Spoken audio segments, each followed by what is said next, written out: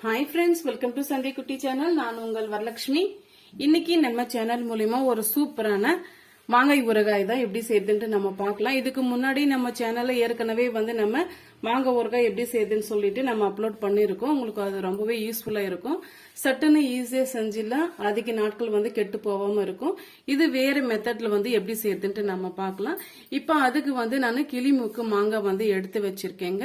இப்போ மேல் தோலெல்லாம் சீவிட்டு இந்த மாதிரி எடுத்து வச்சிருக்கேன்। உங்களுக்கு எந்த அளவுக்கு ஊறுகாய் வேணுமோ அந்த அளவுக்கு நீங்க மாங்காய் எடுத்துக்குங்க। நான் 2 எடுத்து வச்சிருக்கேன்। இப்போ இது நல்லா வாஷ் பண்ணிட்டு ஒரு காட்டன் கிளாத்தால தொடச்சிட்டு ஒரு கிரேட்டர்ல நல்லா நம்ம சீவி எடுத்துட்டு வந்துடலாம்। பாருங்க, இந்த மாதிரி கிரேட்டர்ல இருக்கும்। அதுல சீவி எடுத்துக்கிட்டீங்கன்னா சின்ன சின்ன பீஸுகளா நமக்கு கிடைக்கும்। அதுதான் நம்ம செய்ய போறது। பாருங்க, இது அளவுக்கு இருக்கணும்। பாருங்க, இந்த அளவுக்கு நம்ம துருவி எடுத்துட்டு வந்துட்டோம்। இப்ப இது ஒரு மிக்சிங் பவுல்ல சேர்த்துடலாம்। பாருங்க, இப்போ ஒரு மிக்சிங் பவுல்ல நம்ம சேர்த்துக்கிட்டோம்। இந்த கப்பால 2 கப் அளவுக்கு எனக்கு இது கிடைச்சது। இப்ப இந்த கப்பாலே எல்லா மெஷர்மெண்ட்டும் நம்ம அளந்து எடுத்துக்கலாம்। இப்ப அதே கப்பால 1/4 கப் அளவுக்கு நம்ம சில்லி பவுடர் சேர்த்துக்கலாம்। ஒரு கடாய் ஒண்ணு வச்சுக்கிட்டு மீடியமான சூட்லயே ஒரு 1/4 கப் அளவுக்கு நம்ம கல்லுப்பு எடுத்துக்கலாம்। இது கரெக்டா இருக்கும்। நம்ம வறுத்துட்டு செய்யும் போது ஊறுகாய் அதிக நாட்களுக்கு கெட்டு போகாம இருக்கும்। அதனால தான் நம்ம கல்லுப்பை வறுத்துட்டு சேர்க்கிறோம்। இதுல கொஞ்சமா ஈரப்பதம் இருக்கும்। இந்த மாதிரி வறுத்துட்டு செய்யும் போது அந்த ஈரப்பதம் எல்லாம் அப்சர்வ் ஆயிட்டு ஊறுகாய் கெட்டு போகாம இருக்கிறதுக்கு ஒரு நல்ல ஒரு வாய்ப்பு। அதனால தான் நம்ம மாதிரி நல்லா வறுத்து எடுத்துக்கிறோம்। பாருங்க, நல்லா நம்ம வறுத்து எடுத்துக்கிட்டோம்। இப்ப நம்ம மிக்ஸ் பண்ணி எடுத்து வச்சிருக்க மாங்காயோட இதை சேர்த்துடலாம்। கொஞ்சம் அதிகமா உப்பு இருந்ததா அதிக நாட்கள் கெட்டு போகாம இருக்கும்। அதனாலதான் நம்ம சேர்க்கிறோம்। அதே கடாயில 2 டீஸ்பூன் அளவுக்கு நம்ம கடுகு சேர்த்துக்கிறோம்।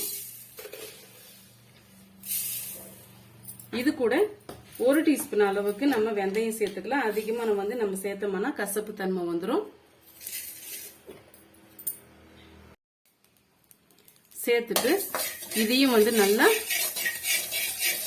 வறுத்து எடுத்துக்கலாம்। இந்த கடுகு நல்லா வெடிச்சு வரணும், அது வரைக்கும் நம்ம இந்த மாதிரி வறுத்துக்கலாம்। பாருங்க பாருங்க, கடுகு நல்லா வெடிஞ்சு வந்துடுச்சு। இப்ப நம்ம இதை நல்லா ஆற விட்டு நல்லா ஃபைன் பவுடரா அரைச்சி எடுத்துட்டு வந்துடலாம்। இப்ப அதே கடாயில நம்ம தேவையான அளவுக்கு ஆயில் சேர்த்துக்கலாம்। கொஞ்சம் ஆயில் அதிகமா தான் தேவைப்படும்। சூடுபடுத்திக்கலாம்।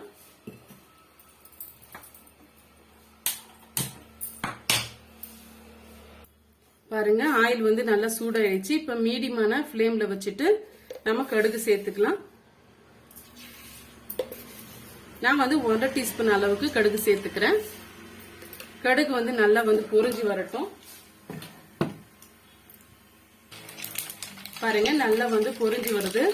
இந்த ஸ்டேஜ்ல 2 வரமிளகாவை சேர்த்துடலாம் ஃபிளேவருக்காக।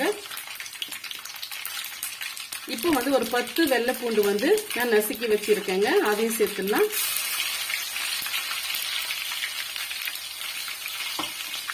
இப்ப நம்ம ஸ்டவ் ஆஃப் பண்ணிட்டு அந்த சூட்லயே நம்ம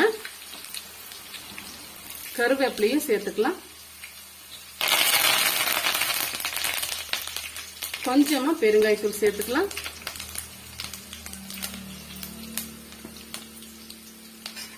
இது எல்லாம் இந்த எண்ணெயிலேயே நல்லா பொரிஞ்சு வரட்டும்। இப்ப நம்ம அரைச்சி எடுத்து வச்சிருக்க பொடியை சேர்த்துடலாம்। மொத்தமாவே சேர்த்துக்கங்க, கரெக்டா இருக்கும்। சேர்த்துட்டு அதையும் நல்லா மிக்ஸ் பண்ணி கொடுத்துக்குங்க। ஒரு பிஞ்ச் அளவுக்கு மஞ்சள் தூள் சேர்த்துக்கலாம்। இப்போ ஸ்டவ் ஆஃப்ல தான் இருக்கு। இப்ப நம்ம எடுத்து வச்சிருக்க நம்ம மாங்காய் துருவி வச்சிருக்கீங்களா, அதுல நம்ம சேர்த்துக்கலாம்।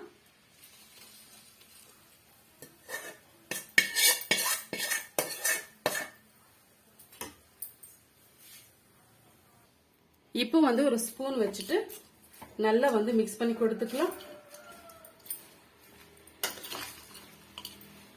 நம்மளாம் உப்பெல்லாம் வந்து அப்படியே சேர்த்துருக்கோம். இது வந்து ஒரு 2 மணி நேரம் நல்லா ஊறி வந்துடுச்சுன்னா இந்த உப்பெல்லாம் நல்லா கரைஞ்சி வந்துடுங்க. நல்லா வந்து எல்லா சைடும் இந்த உப்பு காரம் எல்லாம் வந்து ஒன்னா கலந்து வர்ற மாதிரி நல்லா வந்து மிக்ஸ் பண்ணி கொடுத்துக்குங்க.